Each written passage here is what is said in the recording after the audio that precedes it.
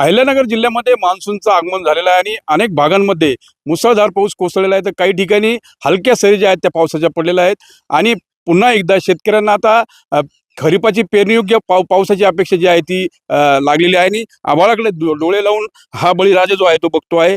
खरं बघितलं तर खरीपाची तयारी करताना नांगरटी असेल किंवा शेतीची मशागत असेल ती पूर्ण झालेली आहे.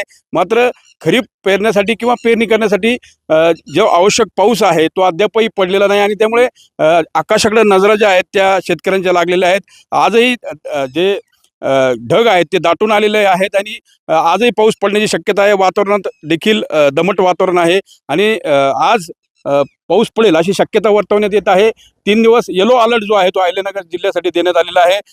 वेगवेगळ्या अहिल्यानगर जिल्ह्यामध्ये जवळपास 6.5 लाख हेक्टरवर पेरणीचं जे नियोजन आहे ते करण्यात आलेलं आहे आणि त्यामध्ये प्रामुख्यानं सोयाबीन असेल, मका असेल, बाजरी असेल, कापूस असेल या पिकांची ही पिकं जी आहेत ती प्रामुख्यानं घेतली जातात.